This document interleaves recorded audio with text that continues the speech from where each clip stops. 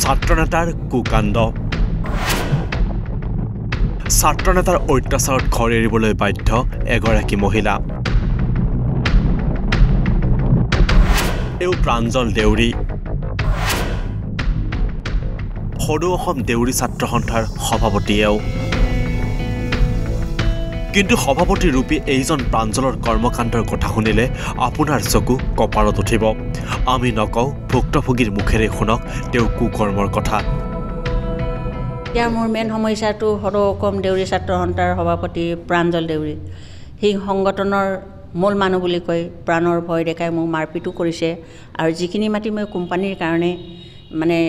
allotment agreement কৰি দিছে সেইখিনি মাটি সি জোৰজবজ ঘৰ বনাইছে মোক প্ৰাণৰ ভয় দেখুৱাই তাৰ পৰা সম্পূৰ্ণ আঁতৰাইছে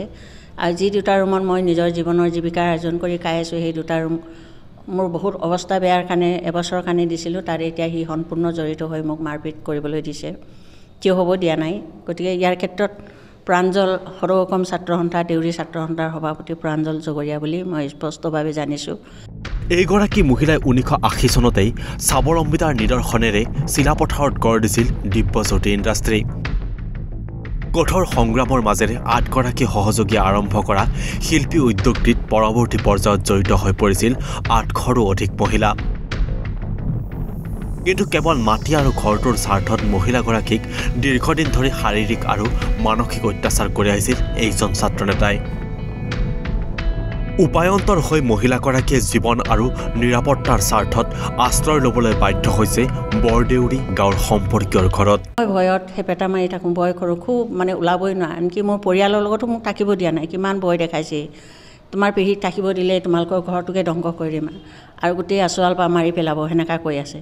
আৰু গাঁৱৰ মানুহৰ লগতো বহুত কেল কৰি আছে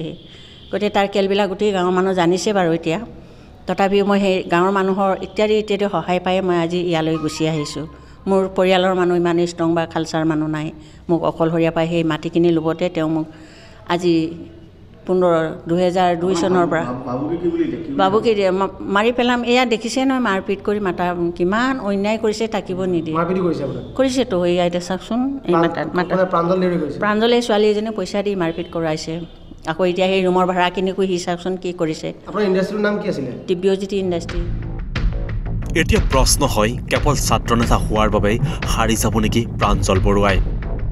পাবনে অসহায় মহিলাগৰাকীয়ে ন্যায়